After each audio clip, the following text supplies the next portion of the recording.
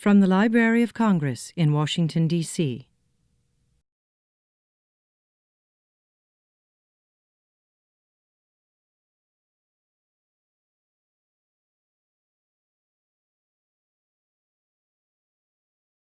Legal treatment of battlefield detainees is a problem that affects the entire way the war on terror is conducted.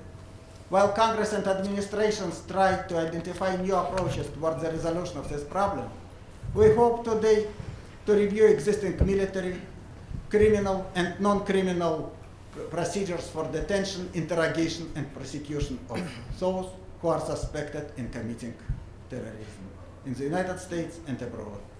It is my honor to present to you our panel of leading experts in US and foreign constitutional and military law. Each speaker will make a presentation, and then we should have enough time for a discussion. Our first speaker is Dr. Lou Fisher. He will analyze the legislative framework for prosecuting detainees. Dr. Fisher is a specialist in constitutional law studies at the Law Library of Congress. Before joining the Law Library, he was a specialist in separation of power at the Congressional Research Service. He testifies frequently before congressional committees on constitutional issues. His books include Nazi Saboteurs on Trial, Military Tribunals and Presidential Power, American Revolution to the War on Terrorism, and recently published The Constitution and 9/11, Recurring Threats and America's Freedoms. Please, Mr. Fisher.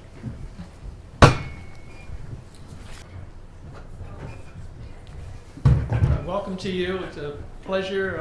I'm here with three of my colleagues from the Law Library and also with Cully Stimson, who held a very high position in the Bush administration responsible for detention policy. I've been with him before. He always has excellent insights from the inside. I have four things I want to talk about. The first one takes more than the other three. The first one is, why did the administration create military tribunals? Were there good precedents for it? The second one, why did the administration think it could put detainees in Guantanamo outside the jurisdiction of federal courts? Third, what is or should be U.S. policy toward interrogation of prisoners and detainees? And the last, for those detainees in Guantanamo who cannot be set free, what kind of procedure should be available for them? Should it be the civil courts, or should it be some type of court-martial, or should it be a new court, frequently called National Security Court? And on the National Security Court, last year I worked with the Constitution Project.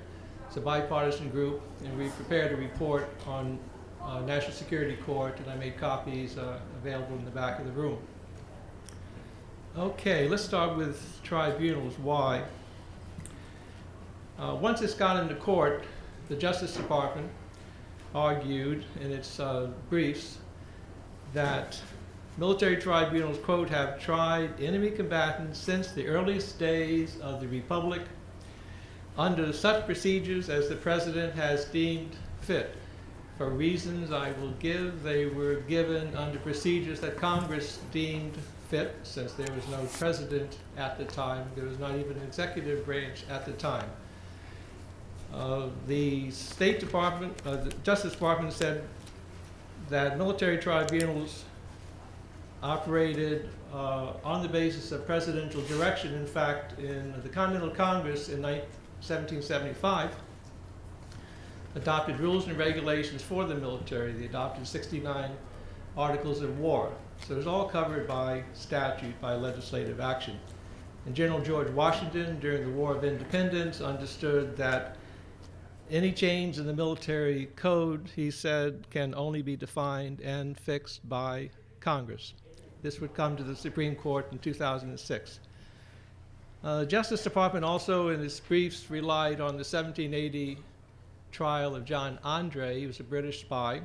He was brought before a military tribunal, convicted and executed. So the Justice Department said it was well recognized when the Constitution was written and ratified that one of the powers inherent in military command was the authority to institute tribunals for punishing enemy violations of the laws of war. Justice Department said there is no provision in these articles of war providing for the jurisdiction in the court-martial to try an enemy for the offense of spying. That was not true. 1776, the Continental Congress adopted a resolution expressly providing that enemy spies shall suffer death by sentence of a court-martial. And for those of you with your good American history, if you want to find presidential power or executive power, I don't think you would look to 1780. There's one branch of government, that was the Continental Congress. So you're not going to find any inherent presidential power in 1780.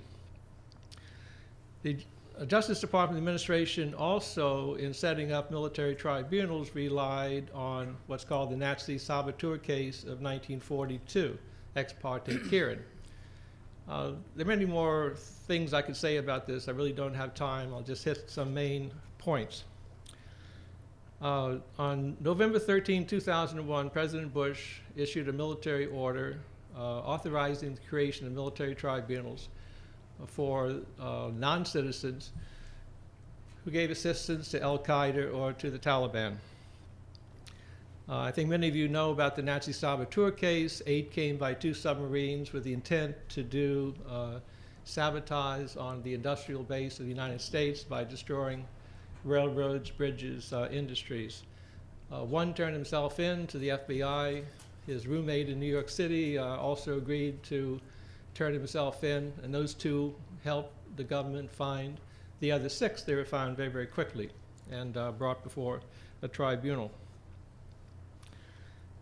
In 2004, in the Hamdi case, the plurality of 4 justices, written by Justice O'Connor, said that the Nazi saboteur case was the most apposite precedent. Apposite. I don't use that in my writing. You can tell I can't even use it in my speaking. Bill Barr, who former Attorney General, said that the Nazi saboteur case, he did this in an op-ed piece, said it's the most apt precedent.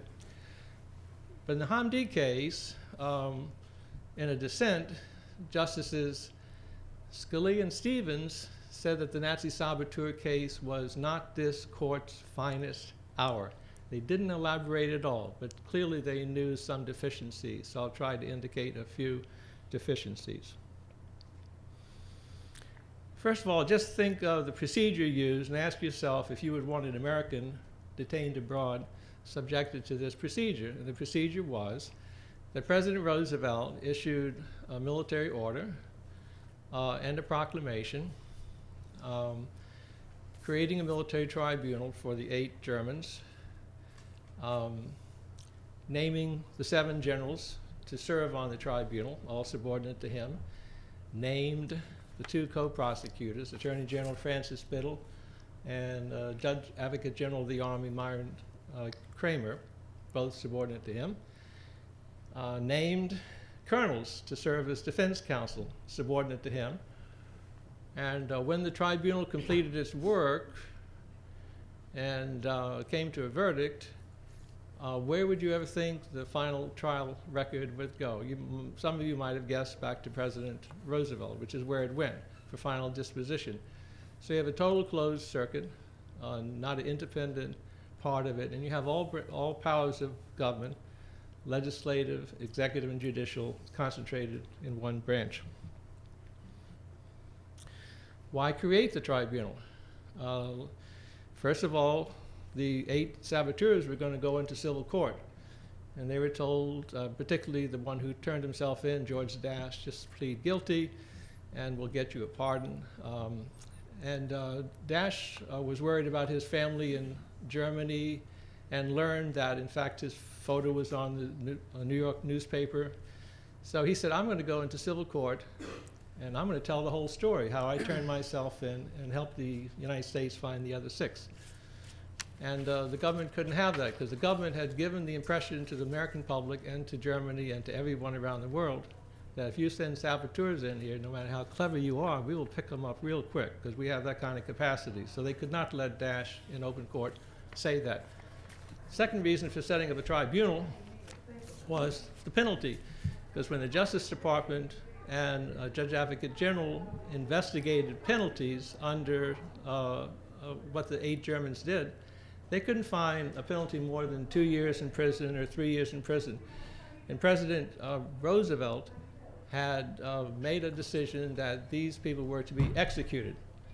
So that was the second reason to take it out of civil court and apply whatever penalty the president wanted in a military tribunal.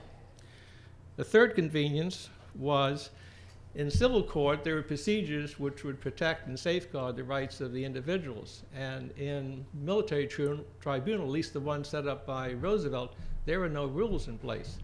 They made up rules as they went along. So somebody would raise an objection, the 7 generals would retire, come to a decision what rule, and then the trial would continue. So that's the way it was. So let's be clear on the differences between the Nazi saboteur case and the detainees in Guantanamo. The 8 Germans had charges brought against them, 2 articles of war, 1 law of war, and 1 conspiracy. They did have counsel, they did have a trial, there was a verdict, there was a sentence. None of that applied for years in Guantanamo. No one was being charged, there was no counsel, there was no trial, there was nothing. The evidence was overwhelming in the part of the 8 Germans. They brought crates of explosives and fuses and they put them in the sand, you get them out of the sand. So the evidence was overwhelming, never a question.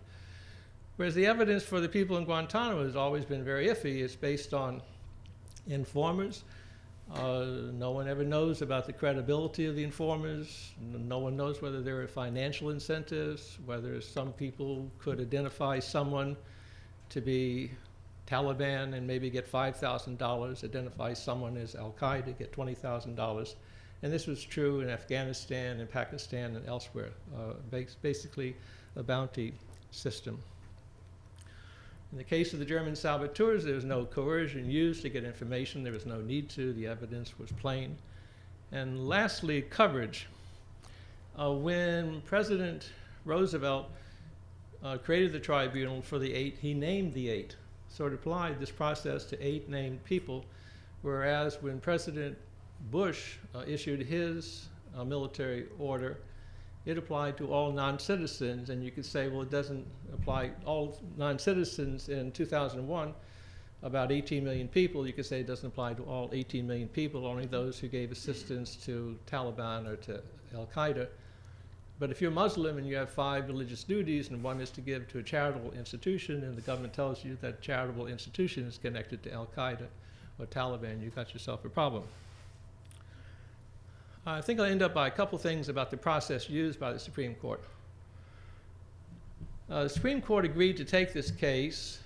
It's in the middle of the summer. They agreed to hear it on July 29, 1942.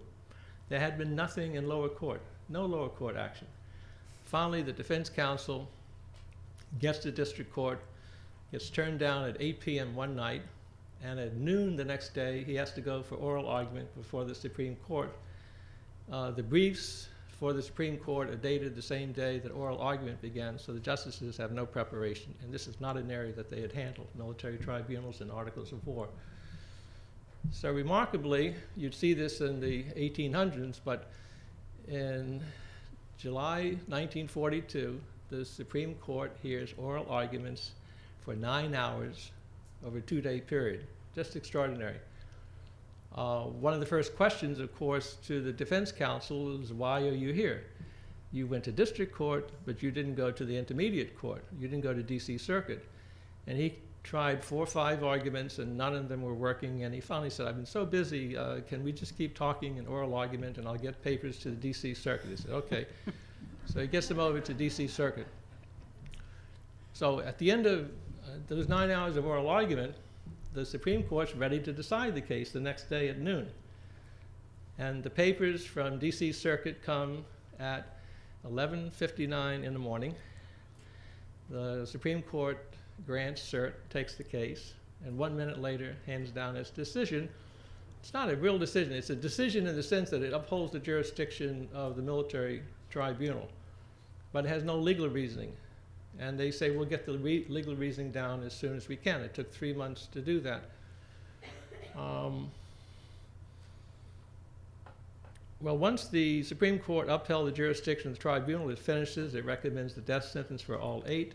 Goes to Roosevelt. It's recommended that the 2 people who helped the government get prison sentences and the other 6 be executed, and they were, within a matter of days, electrocuted. So now you have Chief Justice Stone, who elected to do the full opinion with legal reasoning, trying to draft it with the knowledge that 6 are dead. And if there's anything wrong, because the court didn't have any documents, they didn't have the transcript from the tribunal. And he knows that when George Dash and his friend Peter Berger get out of prison, they're going to have a lot of documents that have been released and declassified and make the court not look very good. So this is the problem for Stone trying to read it, write this thing. And he said it's very difficult to support the government's construction of the Articles of War. In a memo to Felix Frankfurter, Stone said it, quote, seems almost brutal to announce this ground of decision for the first time after 6 of the petitioners have been executed, and it's too late for them to raise the question if in fact the articles as they construe them have been violated. Many of the justices on the court understood by that time that Roosevelt had violated many of the Articles of War. And Stone said that Dash and Berger, when they got out of prison and challenged this, it would, Stone said, not place the present court in a very happy light. Frankfurter asked one of his former students, who's by now an expert on military law, to look at the full decision, and this was Frederick Bernays Wiener, who just ripped the court apart for its ignorance of military law and the Articles of War, said that the administration had broken almost every procedure in the book.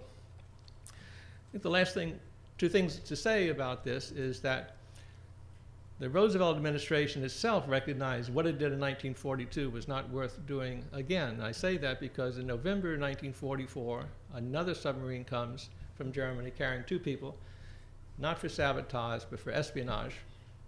They get picked up real quick, and the Roosevelt administration is going to do it exactly the same way. Attorney General Biddle is still there. Judge Advocate General Kramer is still there. The same thing, the 5th floor of the Justice Department. And this time, Secretary of War Stimson, who did not like what happened in 42, and did not like the way the Judge Advocate General was treated as a co-prosecutor, this time Stimson intervened and lobbied very forcefully within the administration, lobbied against Frankfurter to get this away from you, and it was taken away and given to professionals up in Governor's Island. So even the Roosevelt administration recognized that the precedent in 42 wasn't worth doing again. And the Supreme Court also, I think, recognized that there's nothing, all the precedent, don't try this again, because in 1953, also in the middle of the summer, there's the trial of the Rosenbergs, Julius and Ethel, for giving secrets to Russia. And the justices are sitting around and saying, is it possible in the middle of a summer to hand down a per curiam without legal reasoning and get the full opinion down later? And Justice Jackson was there. No, we don't want to do that again. And Frankfurter was there and said the 42 decision was not, quote, a happy precedent. Last word, 2 last words on tribunals. What was the advantage after 9/11 of tribunals? If you remember, the advantage that was a military tribunal would be swift, unlike the slow processes in civil court or perhaps in court-martial. So here we are, 7.5 years later. It's not been swift. The other point, we've had 2 convictions or 3. David Hicks of Australia and Hamdan, the driver for bin Laden. In Hamdan in 2006, the court held that President Bush had to go to Congress to get a statute. And because that was the decision, some people said it was a statutory question. It was much more than that. It was a constitutional question because the administration claimed that the president had inherent authority under the Constitution, under Article 2, and the court squarely rejected that And it was constitutional because the court held that the authority for tribunals was in Article 1, and Congress had exercised that authority with a uniform code of military justice, and that was binding on the president. So it was a constitutional decision. Okay, that's the biggest chunk. The other three I can get through easier. Why place detainees in Guantanamo? There was an Office of Legal Counsel memo that said probably people put in Guantanamo would not be within the jurisdiction of federal courts. OLC also concluded that no statute or no treaty could constrain the president if he's operating under his commander-in-chief powers. Third argument was the 1950 case, Johnson against Eisentrager, which involved German nationals who were tried in China and imprisoned in Germany, and the Supreme Court held that it did not have jurisdiction over them. But that has very little to do with the detainees in Guantanamo, because the detainees in Guantanamo were never charged, never given counsel, never tried, as was true of the German nationals in the Eisentrager case. The prisoners in the 1940 case had been convicted for offenses against laws of war. The people who brought the case from Guantanamo said they had not sided with any enemy and had not committed any offenses against the laws of war.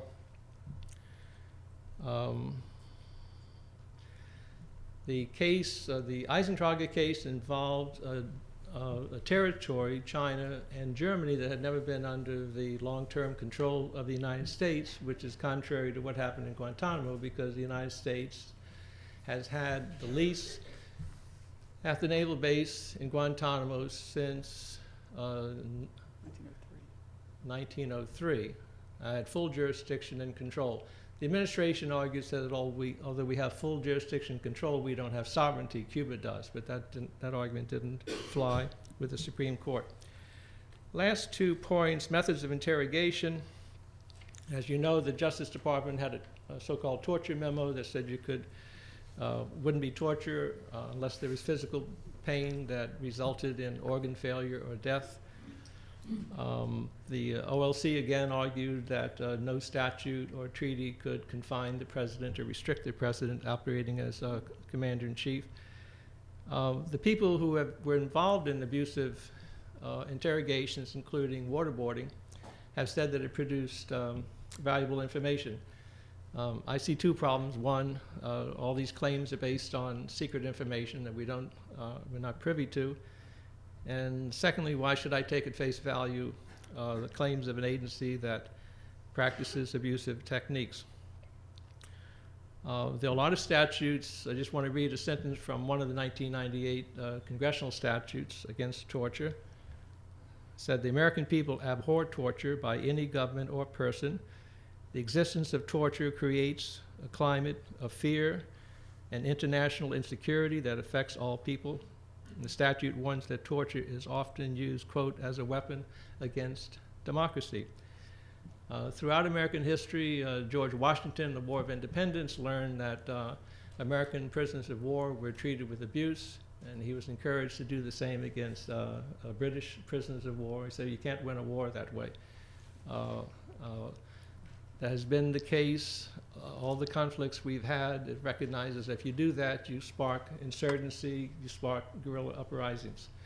You don't behave in that fashion. Even lately, 2007, General Petraeus learned that some of the troops in Iraq would not turn in their colleagues who were guilty of abusive practices.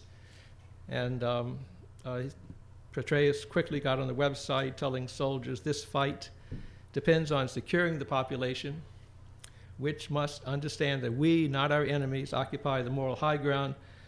For those who believe that torture is sometimes needed to quickly obtain crucial information," Petraeus said, "beyond the basic fact that such actions are illegal, history shows that they are also frequently neither useful nor necessary."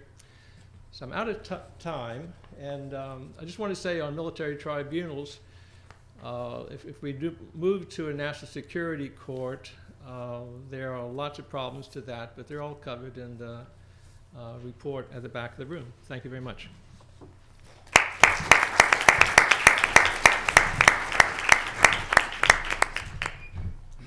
Thank you, Dr. Fisher.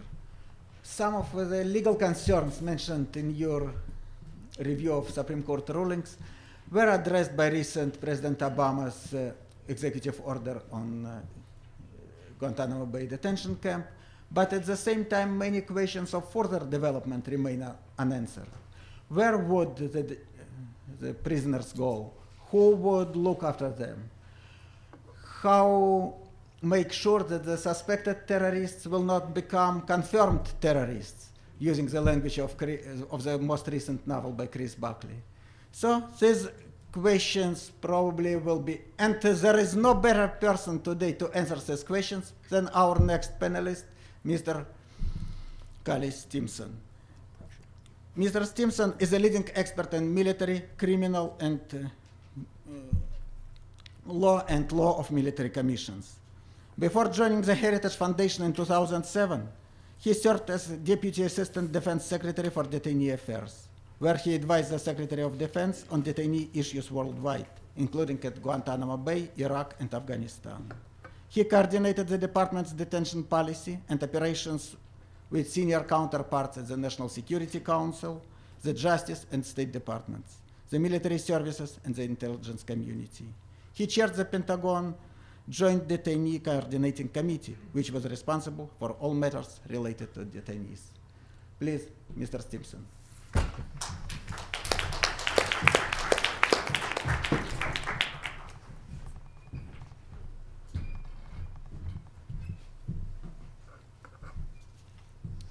Peter, thank you very much.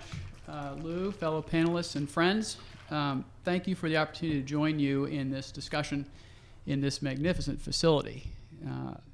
This is exactly the type of debate and civilized discussion and education that we need to be engaged in at this critical time. I would assume that the new administration is using this strategic pause to craft their initial counterterrorism strategy, including, but not limited to, how to close Guantanamo, how to deal with interrogations going forward, how to try detainees, and how to deal with future captures. That's the topic I want to talk about today, how to deal with future captures. The administration is taking their time, and that's proper.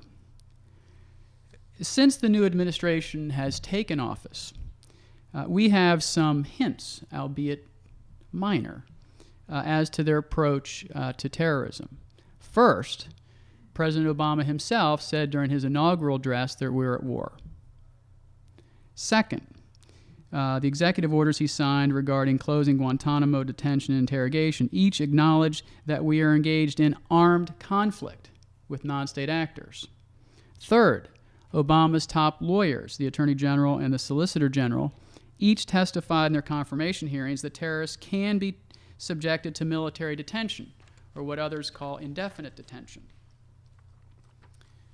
President Obama's CIA director said the new administration might continue with extraordinary renditions. They are keeping open secret CIA temporary detention facilities, and that the CIA may have to go beyond the 19 authorized interrogation techniques found in the Army Field Manual for certain high-value terrorists who have crucial information. I suspect that's not the kind of change some people were looking for. Yet, it's, I think, a fair commentary to say that his executive orders are bold, comprehensive, yet cautious. My comments today are not focused on commissions, not focused on interrogations, and not focused on how to close Gitmo.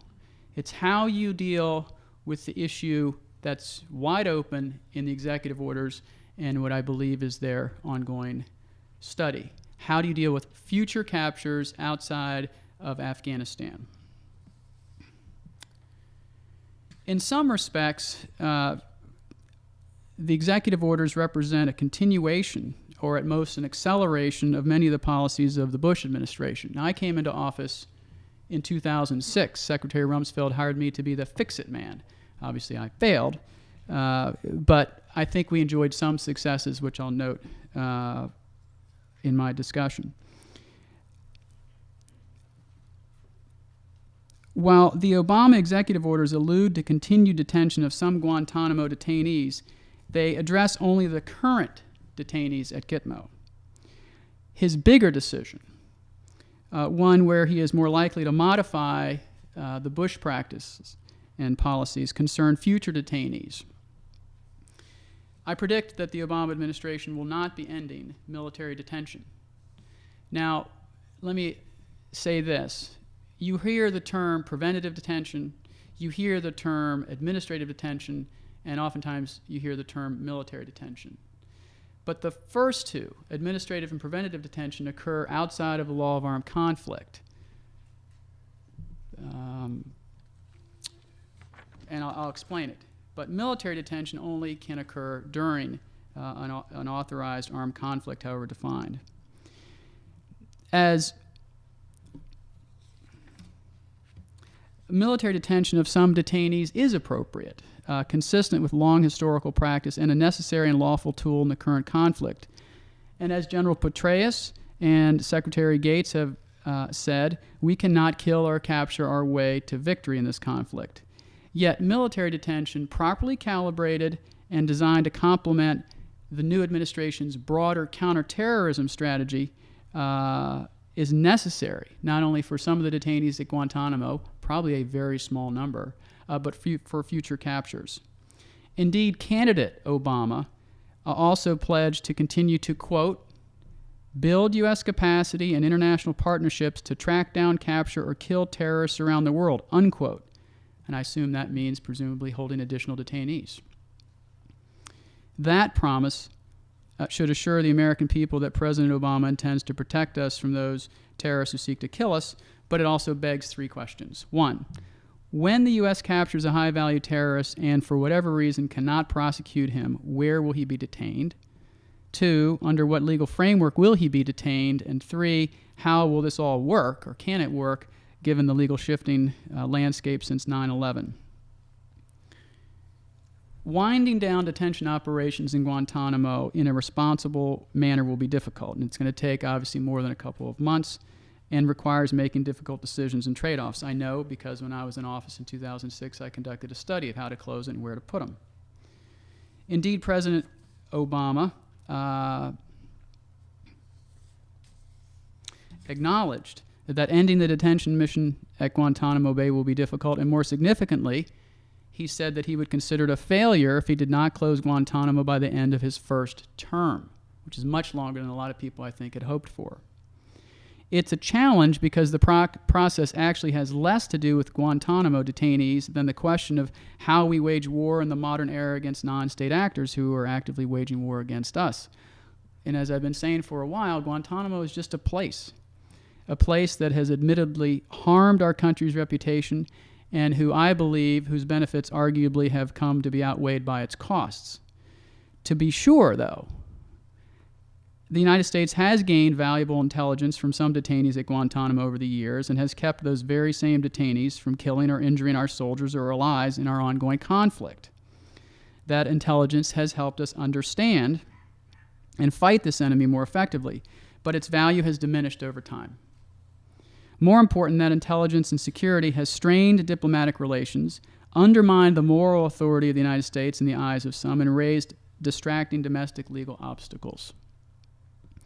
Simply ending the detention operations at Guantanamo addresses only one very visible aspect of a broader post-9/11 detention legal framework for the incapacitation and lawful interrogation of terrorists.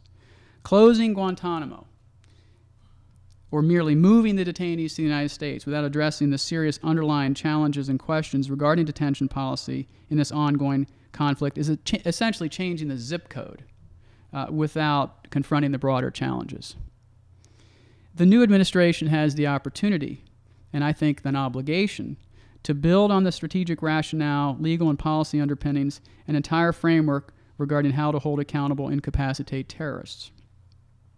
It's important to recall that a key recommendation from the 9/11 Commission report was for the United States to engage our allies and develop a common approach to the detention and humane treatment of captured terrorists, drawing from Common Article 3 of the Geneva Conventions. And I applaud the library for its latest paper on their Common Article 3, on Common Article 3. Much work has been done with respect to this key recommendation, and I believe some remains. Military detention of the enemy during armed conflict is authorized and legal.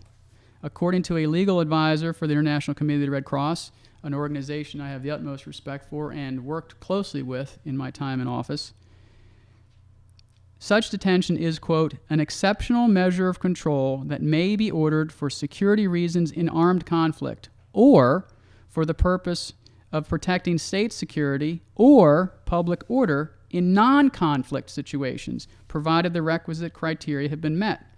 According to the author, Jelena Pejic, quote, the exceptional nature of internment lies in the fact that it allows the detaining authority to deprive liberty of persons who are not subject to the criminal process, but nevertheless represent a real threat to security in the present or in the future, unquote. It's also just common sense. When our military enters armed conflict, however that's defined, it has the legal authority to use lethal force in appropriate circumstances when necessary. So it stands to reason that the military must be able to detain the enemy in a lawful manner, all the while upholding the rule of law, protecting human rights, and adhering to applicable provisions of the Geneva Conventions. And military detention is not a right-wing proposition. It is a time-honored, proper legal security tool during armed conflict. That fact is recognized across both sides of the political aisle. On January 6th of this year, Senator Dianne Feinstein, along with Senators Rockefeller, Wyden, and Whitehouse, introduced Senate Bill 147, the Lawful Interrogation and Detention Act. The act, directed specifically at the detainees currently at Gitmo, specifically authorizes military detention for some detainees who cannot be prosecuted or transferred. Thus, despite what some have argued over the years, the United States is not required by its international obligations or otherwise to, quote, try them or set them free, unquote. This false choice is dangerous, and it comes with real consequences. We already know that some number of detainees who have left Guantanamo have gone back to combatant activity. So let's look beyond Guantanamo, and let's look to what I believe is a reasonable, rational, lawful framework going forward for future captures. Neither the criminal law nor the law of armed conflict provides comprehensive and complete policy prescriptions in terms of how best to keep these combatants off the battlefield and lawfully interrogate them while upholding the rule of law, protecting human rights, and safeguarding our country. Now, prior to September 11th, 2001, terrorism was treated essentially as a matter of criminal law. The limits of and flaws in that approach have been detailed in numerous articles, which are listed in the paper that I just wrote, and you can find a copy of that in the back of the room. It is true that our anti-terrorism statutes have improved over the years and that our track record of trying terrorism in the courts is impressive. But despite the system's strength and flexibility, these improvements will only carry us so far. Prior to becoming the DASD, I was a military defense counsel and prosecutor, and then I got out and was a local, state, and federal prosecutor, so I have a little bit of experience in this area. A recent report by Human Rights First called In Pursuit of Justice, Prosecuting Terrorism Cases in the Federal Courts, details over 100 terrorism cases successfully prosecuted in the federal court since 9/11. The report covers many, but not all, of the important laws and legal and policy considerations regarding trying terrorism cases in federal district court. Yet it does not mention one case of a terrorist captured overseas on the battlefield after 9/11 and tried in U.S. courts. Nor, in my opinion, does it seriously address the issue of the use of hearsay in federal trials for battlefield captures. But more importantly, the Human Rights First report, which is excellent, downplays, in my opinion, the risks associated with the inadvertent disclosure of classified evidence, including valuable and expensive sources and methods of intelligence gathering. In every case involving such evidence, and this would include some of the cases involving terrorists captured overseas, there must be a careful, sophisticated cost-benefit analysis conducted by the highest officials in the government before deciding to disclose certain evidence or subject certain evidence to courtroom proceedings. Trying some terrorists in federal court should be an option. I'm proud of federal court in our country, and it is an option the Bush administration should have used more often. But it should not be the exclusive weapon in our counterterrorism arsenal for combating al-Qaeda and other unprivileged belligerents. To its credit, the Human Rights First report does acknowledge that some detainees may properly be held under the law of war for the duration of the active hostilities to prevent them from returning to the field of battle, and without any effort by the government to file charges or impose a punishment. That's a quote from the report. For the most part, and as you all know in this room, the Bush administration and Congress, in its authorization for use of military force, recognized the terrorist attacks of 9/11 as an act of war, and the law of armed conflict was the foundation for the legal framework surrounding detention. With respect to Guantanamo, the law of armed conflict paradigm was challenged within weeks of detainees arriving in January 2002, and those limitations have been clearer and clearer during this long conflict. A legal regime can only set the boundaries of permissible policy. It is not a substitute for policy decisions to resolve lingering questions. In the future, when we capture a high-value al-Qaeda operative somewhere outside of Afghanistan, who plots acts of terrorism or trains fellow terrorists but has not committed a domestic crime that can be prosecuted in federal district court, a court-martial, or even a new national security court, do we release him? If not, should we detain him? And under what legal framework? Where will he be detained? It is highly unlikely that the government of Afghanistan, or any other country for that matter, will allow him to be detained inside their country. Should we bring him to the United States? I think the new administration would say yes. Further, in many of these cases, will we want to lawfully interrogate a captured operative to gain tactical or strategic intelligence? Let me talk about the future framework, and then I'll sit down. The answer, in my opinion, far beyond closing Guantanamo, is to solve the broader challenge of holding accountable and incapacitating terrorists in a detention framework that is lawful, durable, and internationally acceptable. As we capture future high-value terrorists outside of Afghanistan and conclude some may not be prosecuted in our domestic courts, we will need a sustainable legal framework to detain them. As a former administration official, my immediate predecessor said, detention carries risks to both liberty and security. Much thought needs to be given to the characteristics of persons subject to detention. Conceptual criteria, such as, among others, dangerousness, active or direct participation, membership in or support for an organization such as al-Qaeda, past acts, and future intentions must all be considered and weighed before drafting an appropriate definition of who may be detained. The definition on lawful enemy combatant, I suspect, will be narrowed.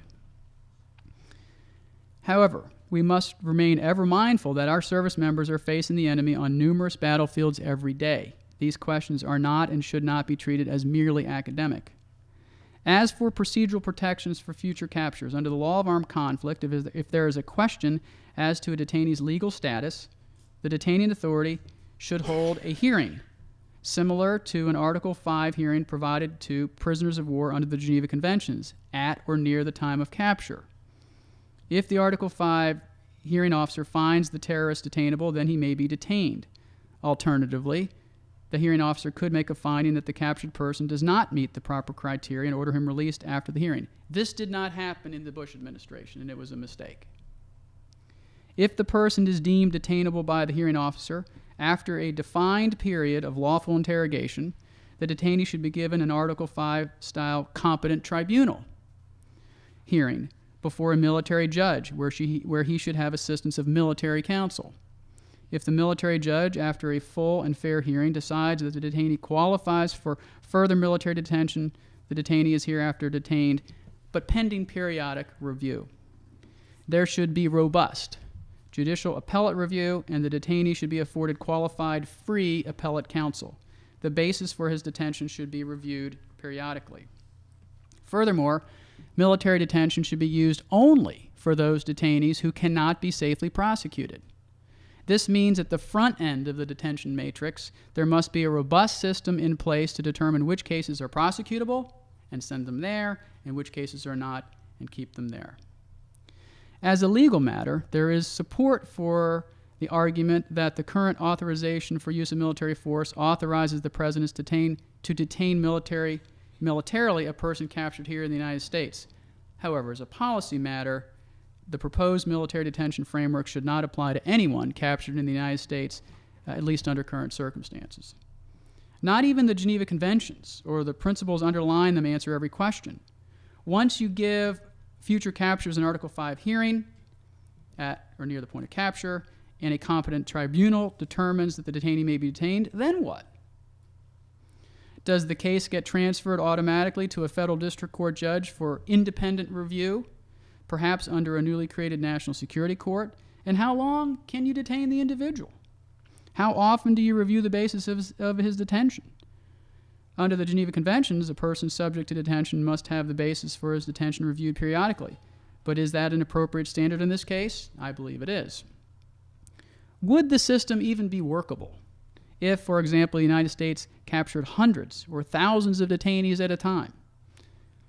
Some senior military officers think it won't be sustainable.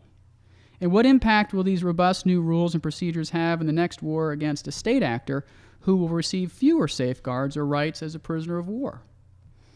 All of this work, and I encourage the administration to roll up their sleeves and get these task forces staffed up and start working. All of this must be done as transparently as possible. Finally, the United States must continue to allow the International Committee of the Red Cross to perform its valuable function vis-a-vis detainees, and we must continue to work with and engage the ICRC in a substantive yet confidential diplomatic dialogue. So let me conclude. Shuttering detention operations at Gitmo will only be a symbolic gesture, or perhaps not even that, if the Obama administration does not also address the broader challenge of lawfully incapacitating terrorists who are intent on waging war against us. The incoming administration has the duty to think through the strategic rationale of military detention in the broader context of its counterterrorism policies. Thank you.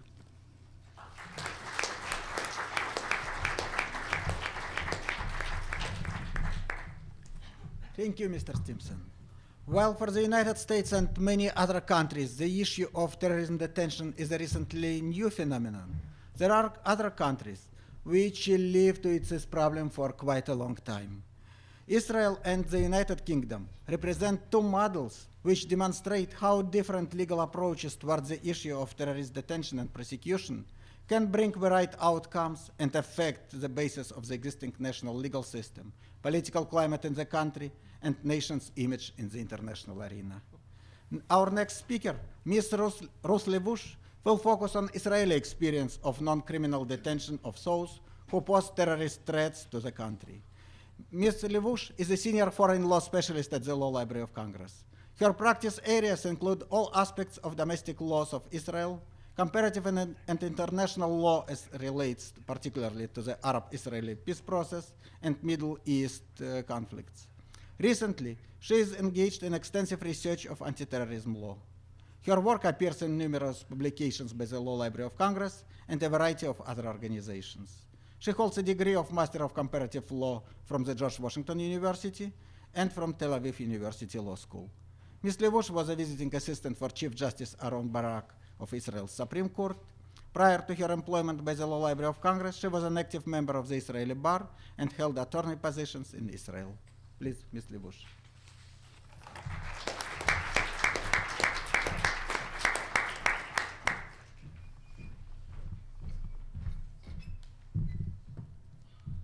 Good afternoon. One of the first major executive orders issued by President Obama was the closing of the Guantanamo Bay detention facility in Cuba. What the order does not do, though, is require the release of all detainees who will not be criminally prosecuted. It has been asserted that Obama's order openly contemplates that non-criminal detentions will persist beyond the 1-year limit. According to the order, any remaining detainees still in custody, quote, shall be returned to their home country, released, transferred to a third country, or transferred to another United States detention facility in a manner consistent with law and the national security and foreign policy interest of the United States, end quote. Guantanamo, in short, will close. Guantanamo detentions may not. My comments today will illustrate how Israel addressed similar situations. In an effort to stop the perpetration of terrorist activities, Israel has resorted both to criminal prosecutions as well as to non-criminal detentions. Whereas the United States recognized only recently in the Boumediene case the right of foreign detainees from Guantanamo Bay to the constitutional writ of habeas corpus, the Israeli Supreme Court has recognized long time ago that all detainees have right to petition to the court, those who are within jurisdictional borders and those who are outside of the jurisdictional borders. The court's narrow interpretation of administrative powers has balanced national security interests with those of maintaining a democratic state that is respectful of the rule of law. Although undoubtedly far from ideal, the Israeli experience exemplifies both statutory and judicial efforts to find the least harmful solution for a very complicated problem. Turning first to the prosecution of terrorists, Israel has, as a rule, taken the view that criminal prosecutions are the preferred route. And it has prosecuted terrorists of various rankings over the years. A prominent PLO figure, Mr. Marwan Barghouti, who headed the Tnazim and the Al-Aqsa Martyr Brigades, was convicted in May of 2004 of premeditated murder, conspiracy, membership, and activity in a terrorist organization. The court rejected Mr. Barghouti's claim for entitlement to prisoners of war, POW status. Considering the arguments made in this country in support of non-criminal detentions, I would like to make 2 points. The first relates to the issue of privileged evidence.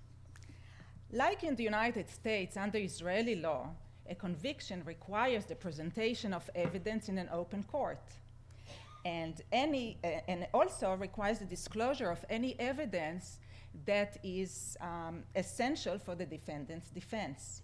If the government refuses to disclose evidence that the court requires it to disclose, it has the option of either withdrawing the whole indictment or that part of the indictment that is based on the privileged evidence. The second point I would like to make is with regard to inadmissibility of confessions obtained under torture. The use of torture in interrogations, including in the ticking bomb scenarios, have been clearly and expressly outlawed in Israel by a leading Supreme Court decision since 1999. So that is not a reason to claim that instead of prosecutions, the state should proceed with non-criminal detentions. Simply, torture is unlawful under any circumstances. Also, torture is unlawful without regard to where it happens, either within jurisdictional borders or outside of jurisdictional borders. I would like maybe to quote the famous words of Supreme Court President Aaron Barak, who said, and I quote, "Every Israeli soldier carries in its backpack the rules of public international law on the law of war and the basic rules of Israeli administrative law." If this is specifically correct regarding Israeli soldiers, it surely is correct to any other officers representing the state, and that includes members of the GSS, the General Security Service. This is a service that is not subject, is not under the Israeli Defense Force, but responds directly to the Prime Minister office, comparable maybe in this country to the CIA. Now, the purpose of non-criminal detentions in Israel, thus, the purposes are different than those for criminal prosecutions. and they are considered last resort. Although proceedings of non-criminal detainees may be conducted behind closed doors, and sometimes they may deviate from the rules of evidence, they provide some due process protections, including legal representation and judicial review. Israeli courts have established a high level of scrutiny with regard to implementation of detention authorities. The choice of law that applies to detentions, to non-criminal detentions of persons suspected of engaging in terrorist activities, depends on certain factors.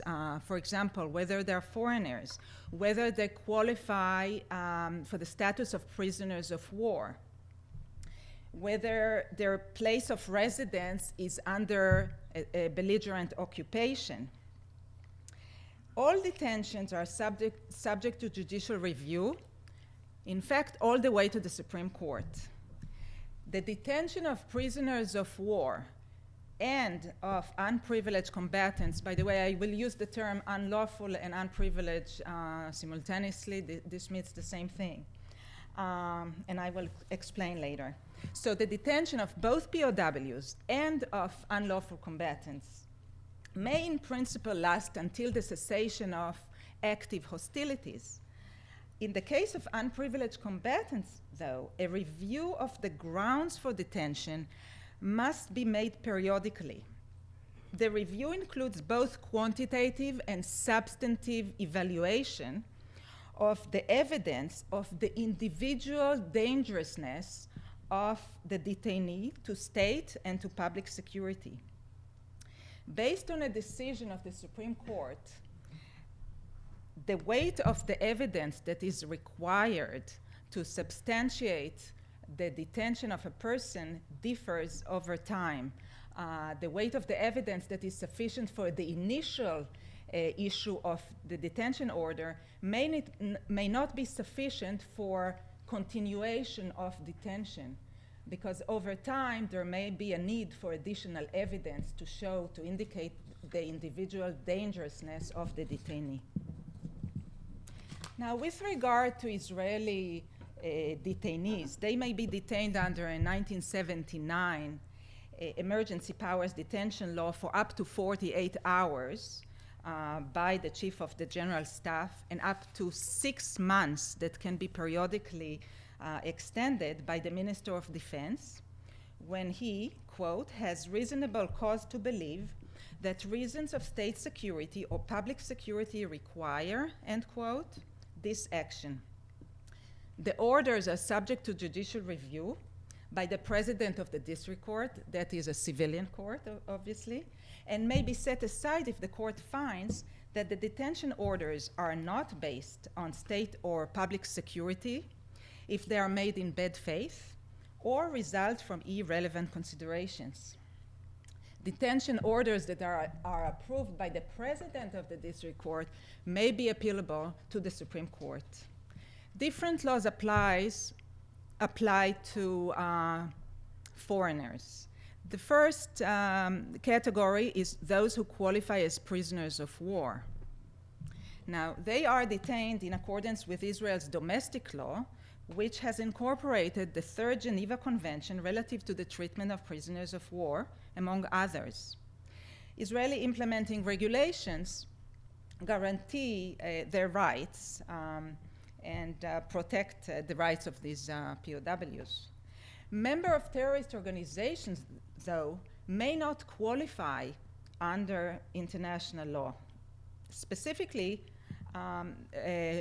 to those, they may not qualify because of the requirements that they belong to armed forces of a party to the conflict, or of other militias or volunteer corps that, and the conditions are, that are commanded by a person responsible for his subordinates, have a fixed distinctive sign recognizable at a distance, carry arms openly, and conduct their operations in accordance with the laws and customs of war. In rejecting Mr. Baraguti's claim for a POW status, the court held that the indiscriminate terror attacks on civilian population, even if contemplated as part of resistance to occupation, as the defendant argued, are definitely not, they are contrary to the laws of war. Based on this precedent, it is unlikely, I believe, that detainees who were detained in the latest conflict in Gaza will be recognized as prisoners of war. I found that there were about 20 reported in the news that were captured, and this is in spite of the fact that Hamas currently controls the territory of Gaza and maintains a military arm that may respond to some of the requirements of international law, of the Third Geneva Convention. Considering that Hamas deliberately targets Israeli civilians, uses civilians as human shields, and does not cooperate with the Red Cross, specifically with regard to the 19-year-old Corporal Gilad Shalit, who was kidnapped by Hamas and whose whereabouts were never disclosed. Hamas does not allow the Red Cross to visit him. It is hard to claim that Hamas even attempts to conduct its ways in accordance with the laws or rules of international law. Now, those persons that do not meet the required criteria of prisoners of war status and are not criminally prosecuted can be detained under a 2002 Internment of Unlawful Combatants law. This law provides that its objective, quote, is to regulate the detention of unlawful combatants who are not entitled to prisoners of war status in a manner consistent with the obligations of the State of Israel in accordance with provisions of international humanitarian law. As interpreted by the Supreme Court, the statutory recognition of the status of unlawful combatant does not add a third category to the two that are recognized under international law, being either civilians or combatants. Rather, unlawful combatants are a subcategory of civilians.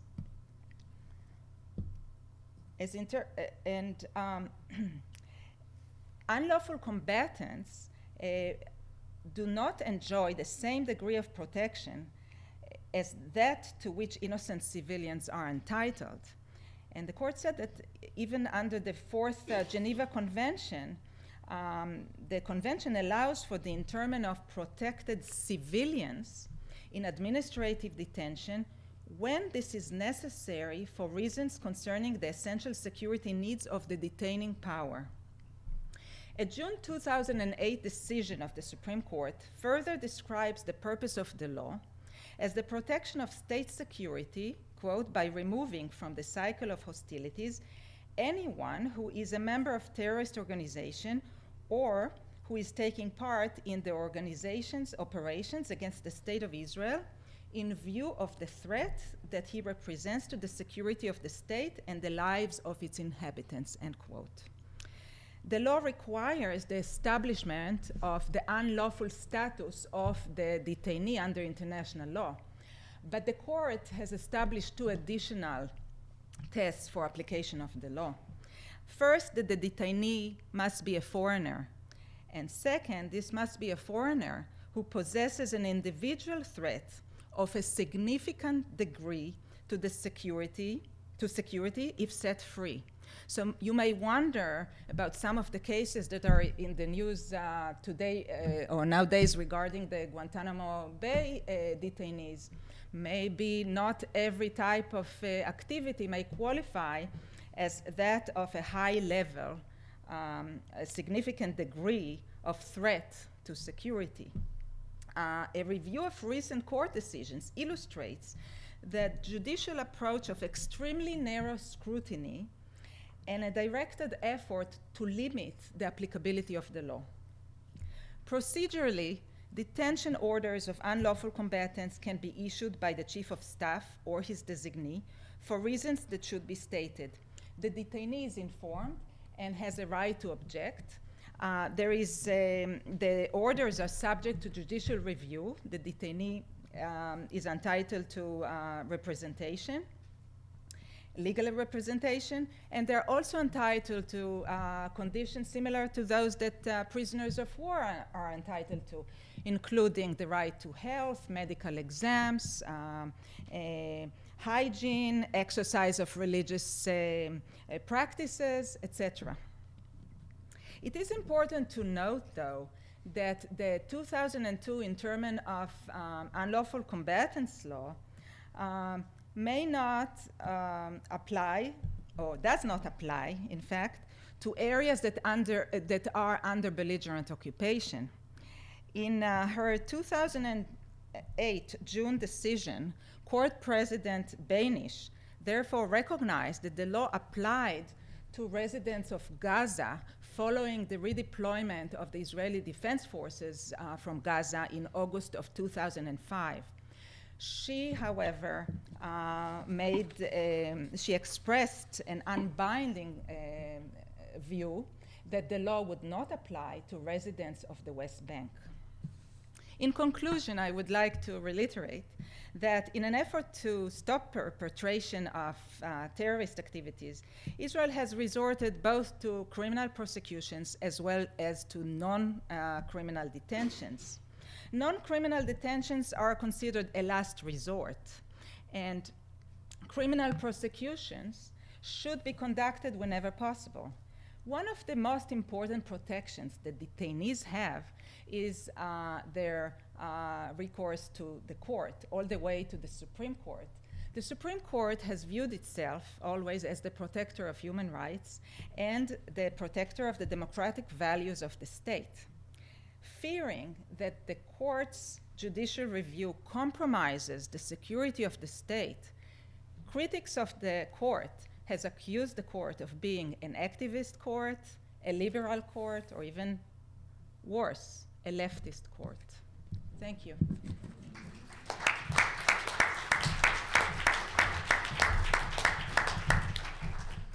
Thank you, Ms. Levush. And now the Law Library's senior foreign law specialist, Claire Fakert, will tell us how this problem is viewed from the British Islands.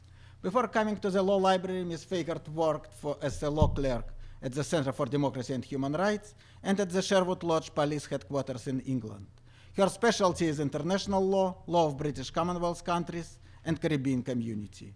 Her expertise was demonstrated in a number of publications and presentations at academic conferences and congressional hearings. Ms. Fakert graduated from the University of Lincoln, England, and American University of Washington College of Law. Please, Ms. Fakert.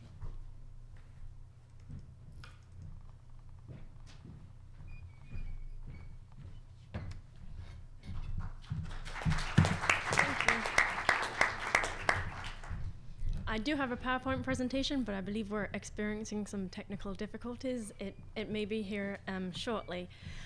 First, I would like to thank you all for being here, and I would like to begin by saying that terrorism in the UK is not a new phenomenon. It's not even a phenomenon that's a century old, but it's rather centuries old.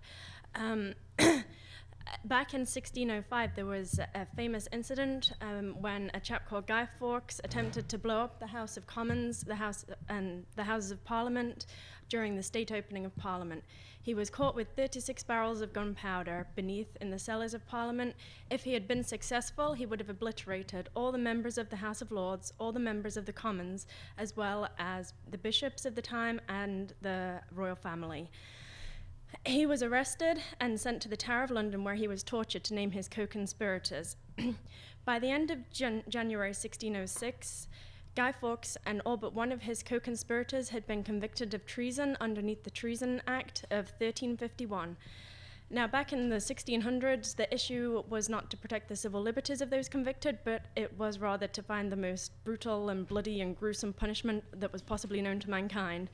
He was hung, drawn, and quartered, and this This mode of punishment has been most famously depicted by Mel Gibson in the movie Braveheart, and it actually involves a person being hung by the neck, but not to the point of death, and then they're removed and they're emasculated and their intestines are removed whilst they're still alive, and then these are burnt in front of them by a fire, and then they're decapitated, cut into quarters, and these various bits of their body are sent to places wherever His Majesty or Her Majesty may wish as a deterrent to anybody else that might consider such a heinous crime. Now, in 1605, the monarchy and the entire government was under threat. Within 2 months, it just took until January of 1606, the situation involving the main conspirators was resolved. It was rather brutal, but it was effective and it was quick. Today, there are numerous provisions designed to protect the civil liberties of individuals, balanced with provisions to protect society from the potential actions of suspected terrorists. I'm going to just try and quickly.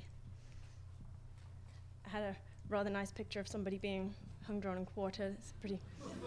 I'm glad I don't have the job of that person right there. That's not very pleasant. So, why is preventive detention an issue? Why can we not prosecute these people under the normal criminal laws or the terrorism laws of the country?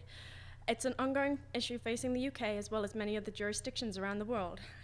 How do we deal with suspected terrorists who present a threat to our national security and yet whom have not committed a crime under British law or whom can't be prosecuted for varying reasons?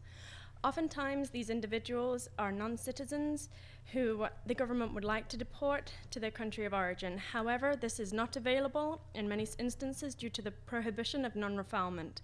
This is an established principle of international law that provides nobody shall be returned to countries where their lives may be threatened or where they may be subjected to torture or inhuman or degrading treatment or punishment. Why not prosecute these people? What's happened to make the extensive anti-terrorism laws of the UK basically redundant that would make prosecution so difficult? The government states that prosecution under existing legislation is not possible in certain circumstances due to either insufficient evidence such as intercepted communications that can't be admitted into UK courts due to evidentiary rules, or evidence of such a sensitive nature that it can't be released, otherwise it could compromise national security or the sources from which it was received.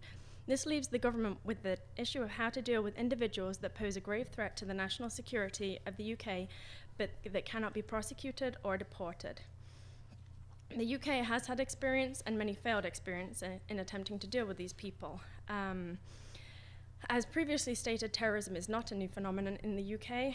Whilst the experiences of Guy Fawkes may not be pertinent today, the troubles in Northern Ireland do remain a good example. And this experience during the troubles has shown the difficulty in lawfully detaining people without charge, for this goes against the very essence of 800 years of the UK's legal history. The government introduced the Anti-Terrorism Crime and Security Act 2001 in the immediate aftermath of 9/11. It introduced a system of three-walled detention through the use of immigration laws, whereby foreign nationals that were certified by the Secretary of State to be terrorist suspects could be detained in the UK, but as the detention had three walls, they were free to leave to their home country or any third country that would wish to take them. This three-walled detention was later declared by the House of Lords to be incompatible with the European Convention on Human Rights, as it only applied to foreign nationals, and it was thus discriminatory and disproportionate. Now, I think that there's nothing more entertaining than an angry politician, but in certain exceptions, there's nothing more entertaining than an angry British politician. The government was furious at the judicial overturning of their laws. The then Home Secretary David Blunkett, publicly stated he was fed up with having to deal with a situation where Parliament debated issues, then judges overturned them. He called the Lord Chief Justice of England and Wales a muddled and confused old codger. It was in the midst of this environment that the government had to select a method that would adequately address the threat posed by terrorist suspects, yet not succumb once again to a legal challenge. It somewhat dragged its heel. The judgment from the House of Lords occurred in December, and they did not legislate until March of the following year. It ultimately decided on a system of control orders and introduced them in the Prevention of Terrorism Act 2005. These orders are administrative orders and they're preventive in nature. They're issued by the executive against individual people. They impose obligations on them to restrict or prevent their further involvement in terrorist activity with the ultimate aim of protecting the members of the public from a terrorist attack. They are designed to disrupt the activities of these individuals who intelligence has shown are a threat. There are two forms of control orders: derogating control orders, which require the government to derogate from the European Convention on Human Rights, and non-derogating control orders. As derogating control orders have yet to be used, I'll just briefly describe non-derogating control orders. These are made by the Secretary of State and approved by the High Court using the principle of judicial review. So in order to be approved, the High Court must be satisfied that there are no obvious flaws in the Secretary of State's decision to make the order. If the court believes that there is an obvious flaw, they can either quash the order in its entirety or the obligations that it considers are flawed. The court hearings can apply in an open or closed setting depending upon the materials presented. Once again, the government has issues in presenting the sensitive information that could be used against them. If the court does hear the information in a closed setting, the person subject to the control order or his representative cannot be present. So instead, we've pulled upon the Canadian precedent, I believe, and the UK is using a system of special advocates. These are trained and security cleared lawyers who represent the interests of the people subject to the control orders. To impose an order, the Secretary of State must have reasonable grounds for suspecting that the person is or has been involved in terrorism-related activity, and he must consider it necessary to impose these obligations on this person to protect the public from terrorism. Once made, these orders continue for a year at a time and are renewable if, once again, necessary for purposes connected with protecting members of the public from a risk of terrorism and preventing or restricting involvement by that person in a terrorism-related activity. Now, the control orders are essentially introduced bail-like conditions that are tailored to the risk presented by each person. They can be modified to adjust to the changing threat that the person may pose, and they subject suspected terrorists to conditions such as electronic tagging and curfews, restrictions such as taking any kind of science classes, further education. The obligations that are imposed by the control order are not restricted solely to the actions that initially cause suspicion that the person was in fact a terrorist or that they were engaged in terrorism-related activity, but it can operate to prevent the person's involvement in any terrorism-related activity. Whilst the control orders are administrative orders, a breach of them is a criminal offence, and it's punishable by up to 5 years in prison and/or a fine. The Home Office continues to maintain that control orders are an essential tool to protect the public from terrorism, particularly where it is not possible to prosecute individuals for terrorism-related activity, and in the case of foreign nationals where they can't be removed from the UK. The control orders have not been just liberally slapped around and applied willy-nilly to people. There have been a total of 38 individuals ever subject to control orders in the UK, and there are currently 15 control orders in effect, with 4 of these applying to British citizens. The longest curfew currently under the control orders is 16 hours, and the average curfew is around 13 hours. One issue with the use of these control orders has been that 7 individuals have absconded whilst being subject to them. The independent reviewer of the anti-terrorism legislation has noted that this is an embarrassment to the system, as enforcement of control orders are very resource intensive on the police. They have to be able to monitor a person's house, enter whenever they need to, and the electronic tagging. There's a lot of financial and human resources that goes into enforcing a control order. And the reviewer of terrorism legislation has said that this should be considered prior to the issue of a control order. Now, to put the law into context, I have an example of a person that's been subject to a control order. Mr. Abu Rida sought asylum in the UK in 1995 from Jordan. He was recognized as a refugee in 1998 and granted indefinite leave to remain in the UK. In 2001, he was arrested and detained after being accused of involvement in fundraising and distribution of money for terror groups linked to Al-Qaeda. Specifically, the Home Secretary claimed that he was an active supporter of various international terrorist groups, including those with links to Osama bin Laden's terrorist network, was closely involved with senior extremists and associations of bin Laden, both in the UK and overseas. Mr. Abu Rida's activities on their behalf allegedly include fundraising, procuring false documents, and helping to facilitate the movement of jihad volunteers to training camps in Afghanistan. He was indefinitely detained in a secure prison under the 2001 Anti-Terrorism Crime and Security Act until these laws were subject to an adverse ruling by the House of Lords. He has since been subject to a control order that includes preventing him from conducting a number of activities, such as associating with certain individuals, curfews, restrictions on the use of computers, and geographical limits on the areas where he can go. The open evidence against Mr. Abu-Ridy is pretty damning. He had a number of bank accounts, two with significant activity on them. In the period from 1999 to 2001, over £120,000, nearly $200,000, passed through accounts associated with him. He claimed this money was fundraised money to establish schools in Afghanistan, and he also claimed that the parents of the children there were among some of the world's most wanted men. I personally find it hard to see where the large sums of money that passed through Mr. Abu-Ridy's accounts came from, given that he's married with 5 children and on state benefits. Now, state benefits in the UK are a little bit more generous than over here, but they're not that generous. If they were, I think that I might be back there having 5 children and claiming them rather than standing up here right now. The effect of the control order on Mr. Abu-Ridy has been fairly wide-reaching. He says it is just as bad to be free with a control order as it is to be in Belmarsh Prison or Broadmoor Hospital. That's a psychiatric hospital for mentally insane people. I personally believe that that's pretty much the effect that the UK government is hoping to have. It intends to disrupt the activities of terrorists, and it appears there that they've been fairly successful, at least in this individual case, in achieving that. The restrictions in the control order have reportedly had a substantial impact on the family life and social network of Mr. Abu-Ridy. Individuals that apply to visit people under control orders are then classified as a known associate of a terror suspect. This causes many people to reconsider visiting. Nobody wants to have that label. I don't want that label. Critics argue that this is enabling the persecution of migrant communities where the majority of people that are subject control orders reside. The effect of the control order on Mr. Abu-Ridy and his family paints a picture of just hopelessness and despair, and it's having a profound impact on the physical and mental health of all involved.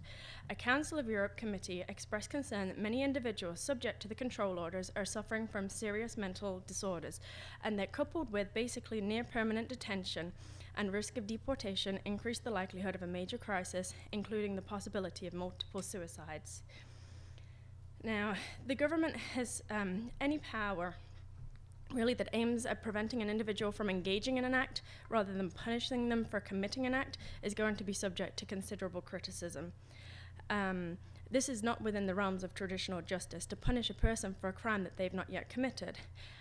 Critics argue that these powers impose criminal sanctions on individuals without trial to prevent what basically is a hypothetical crime.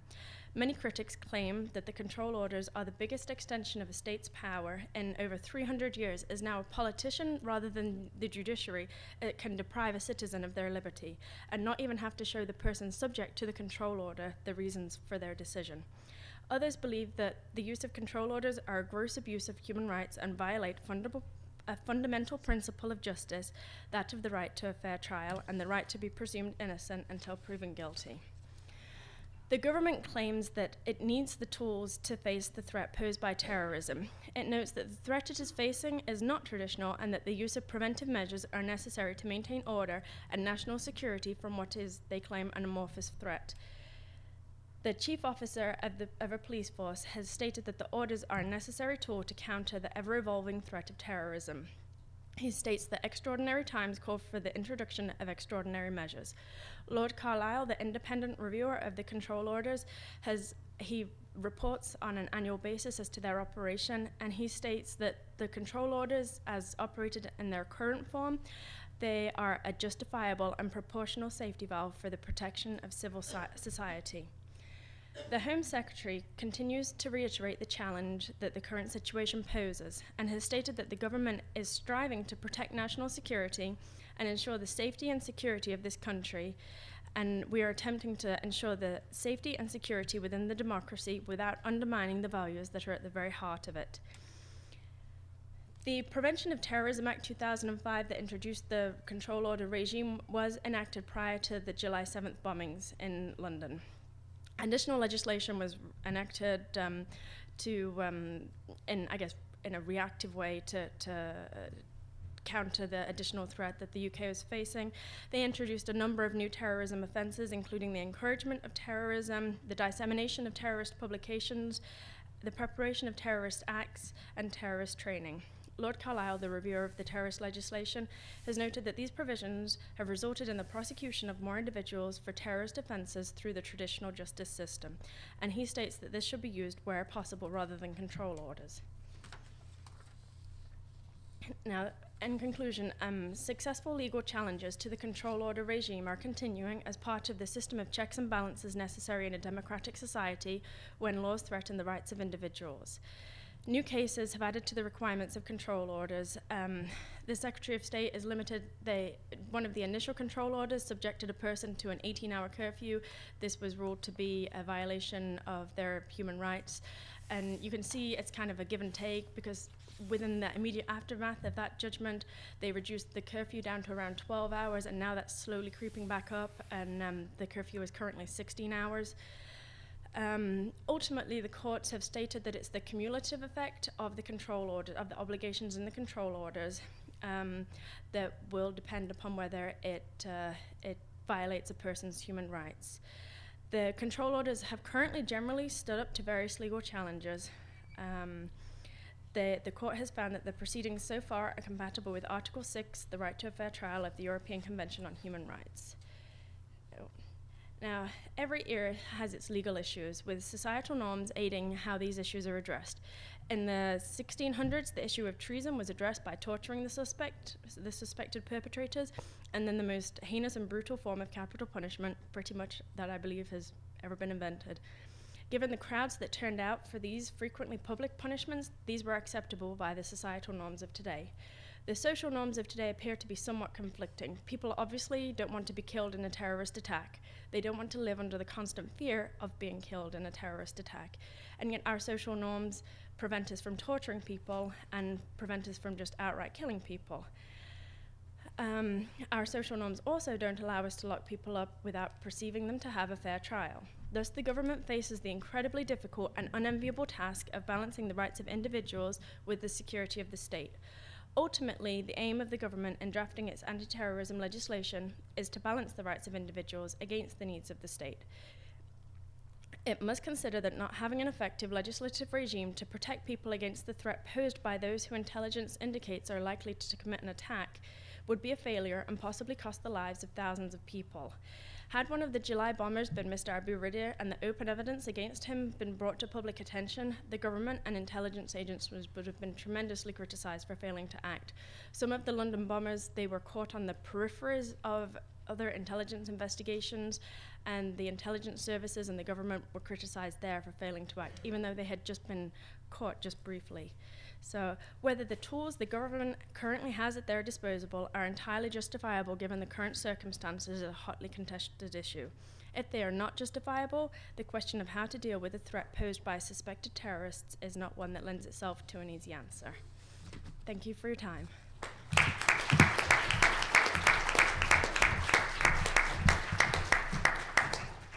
Thank you, Ms. Faker. Thank you all panelists for your terrific presentations in which you showed how the detention policies can be brought in consistency with legal and moral values of a democratic society, and at the same time how nation's security may be not compromised. Now we have about 10 minutes for questions. Please, floor is open. Okay, now using my prerogative of a moderator, may I start with my own question? And first question will be probably a follow-up. It appears, Ms. Faker, it's for you. It appears that control orders are an instrument to control and counter the risk of terrorism.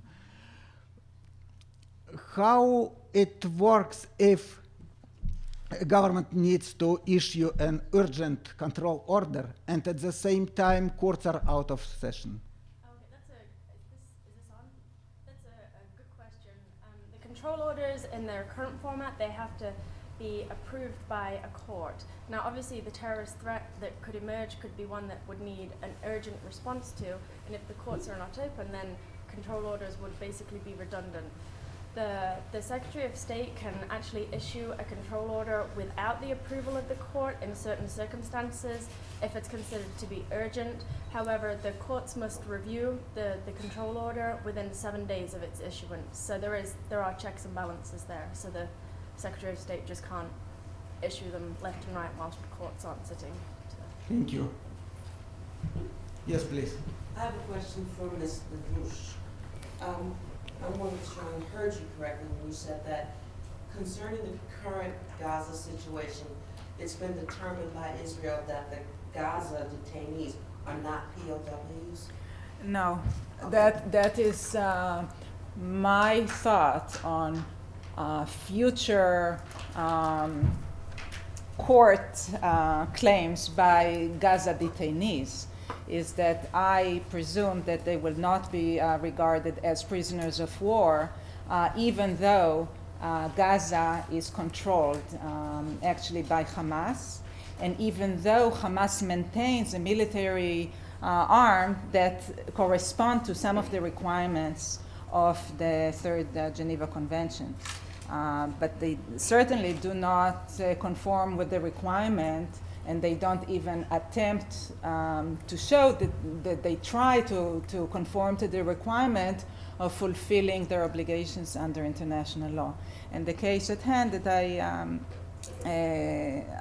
I mentioned is the case of the 19 years old corporal that was kidnapped, and more than that, their use of human shields. They are clearly stating that they are targeting civilians. It's not by mistake. Thank you. You're welcome. Yes, sir, please. I have a question for Louis Fisher. When you compared the German situation back in 1940 with current situation, I was just wondering, it seems to be a little bit different. I mean, you're comparing apples to oranges, because back then it was spies captured within the U.S. Here it's fighters captured outside the U.S. And I would say, isn't it more apt to compare that to the millions of Germans that we captured on the battlefield that were moved to the U.S., none of whom actually got into our court system? There are similarities. I concentrated more on the differences. The small number of people identified in the proclamation by Roosevelt, 8 versus 18 million Guantanamo. Other differences that the Nazi saboteurs were charged, there was evidence, they were tried, they were convicted. For years in Guantanamo, the individuals were not charged. They had no counsel.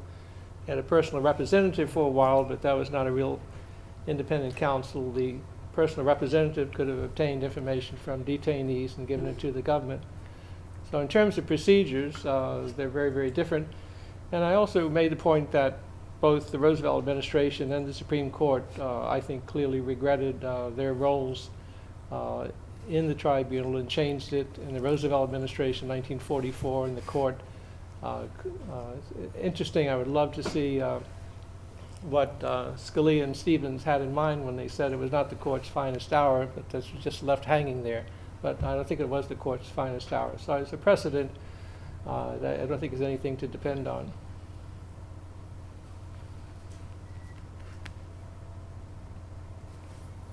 Yes, please. I have a question for Mr. Fisher with regard to the Guantanamo Bay detainees who are not set free, in terms of what, in your opinion, the President or Congress has the authority to do with them under the Constitution. Well, the alternative seemed to be in civil court, and the problem with civil court, I think a lot of the evidence against the detainees was obtained by coercion or by informers who are not reliable. So I don't know, in civil court, maybe not too good at this point. People talk about some form of a court-martial. Just briefly on creating a new national security court, that would have to be done by statute, and these would be Article III judges, so there's the appearance of independence. But I can't imagine any reason for a national security court other than not to give the procedural protections that you would have in a regular civil court. So I think the temptation of Congress would be to limit access to evidence, limit access to witnesses against you, for you, And I think it's just inevitable to be a second-rate court for second-rate citizens and second-rate aliens.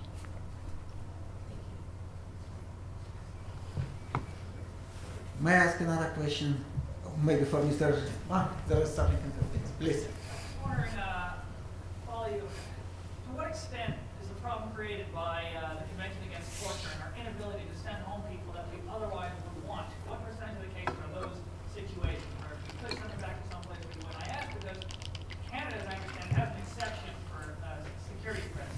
So they ratified the Convention Against Torture, so we will return people, or reserve the right to, in the event that the person would be a national security threat. And if so, we can simply impose that across the board and solve a lot of this problem rather than coming up with uncomfortable reasons why it doesn't violate our own laws to keep them detained indefinitely. A little historical footnote to set up the answer as I see it. At its peak, Guantanamo had 780 or so detainees. Since 9/11, in total, the United States has detained over 100,000 people, most in Iraq, a few less in Afghanistan, but historically, at its peak, Guantanamo had 780 people. There are currently 245 or so detainees there. I think when I took office in January 2006, we had about 580 or so, and when I left office, we had around 300 or so. And so each of those transfers or releases, and those are two different processes, two different conditions of leaving the island. In each of those circumstances, the State Department had to work through the diplomatic assurances with the country, the receiving country, and also had to make sure that we didn't violate what Claire calls non-refoulement, what others pronounce non-refoulement. This principle is simply that we can't transfer somebody to a country where it's more likely than not that they'd be tortured. The Uyghurs are a perfect example, right? And for those of you who aren't a nerd like me, you may not know that the D.C. Court of Appeals just issued a ruling today on the Uyghurs case, which said that the lower court judge did not have the authority to order them released into the United States, only that the habeas allowed him to order them released. The where question is not something he had the authority to do. So I'm not answering your question because it's not answerable in some senses. If we can't find a place for them because the country that they want to go to or the country that wants them would torture them, and we're not willing as a matter of executive grace to bring them into the United States or try them in criminal courts, then they're in no man's land. And that's unsatisfactory to many of us. I think what's going to happen, and I think you're already starting to see it, Portugal is a good example, that some countries like Portugal and others will revisit the question of whether they're willing to take detainees from Guantanamo that won't be prosecuted. And the answer eventually will be yes, or that they will help behind the scenes and help other countries take them. So that eventually there will be an Obama effect, and the Obama effect will be that it will allow countries to work through the no answer to the yes, to get to yes. And they'll accept some small number of detainees to the point where we'll have transferred a bulk of the remaining out. We'll bring some to the States for a very small number to the States for military detention. More will prosecute, and that'll be the end of Guantanamo as we know it. So that's, I think, the only way I can answer the question. I don't know if Lou or Claire or anyone else has another way of addressing it. That would be best. So we have time for one last question. Yes, please. I served as a Marine officer, did 2 tours in Iraq, Cuba time, so I had a lot of first-hand experience handling detainees.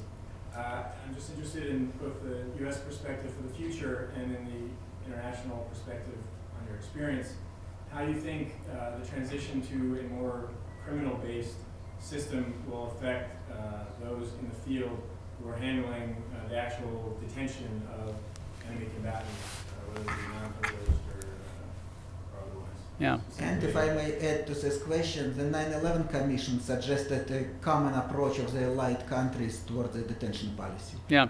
Do you see any possibility for future development of domestic law toward accommodating principles of international law or foreign countries?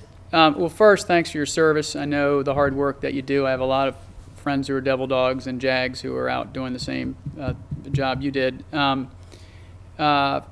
For those of you who haven't followed this, the UN Security Council resolution, the UNSCR, that authorized detaining people for imperative reasons of security expired at the end of this last year. And now, essentially, we can only detain people if they're suspected of a crime, and you have to get a warrant to hold them. Essentially, that turns your colleagues and my colleagues into battlefield police officers. They have to secure crime scenes. They have to gather some sort of evidence sufficient to justify or satisfy court officers, and that puts people in harm's way in ways that it did not put them in harm's way. And if you think that's not true, you've never been in a battlefield. You don't know what it's like. It's just true. Ask the Marine who just got back. All right, it's true. Now, whether it's a good idea or bad idea is a different discussion. And ultimately, it's Iraq's decision. It's the sovereign country. We can't tell them what to do forever, and the UN Security Council resolution expired for good reasons.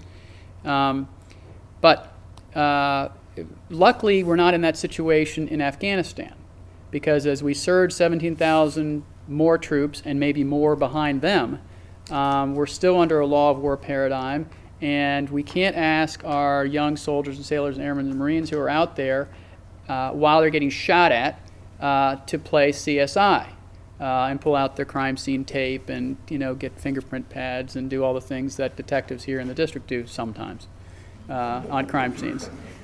Sometimes they don't. I think a good test of where the new administration will be on this is whether they defend the case before the courts now on the Bagram detainees. Are they going to give the Bagram detainees access to federal courts and essentially allow them to be treated as criminals, or some quasi-Gitmo moved 5,000 miles north east? Or are they going to continue to argue, as the Bush administration did, that these are active hostilities in a combat zone and they are essentially, for lack of a better term, prisoners of war, or at least security internees? So it'll be interesting to see. I don't know where they're going to go, but that's sort of the way I see that. If anyone else wants to jump in. So let me again thank our panelists and the audience for participation in this discussion. And I look forward to see you on our next events. Thank you. This has been a presentation of the Library of Congress. Visit us at loc.gov.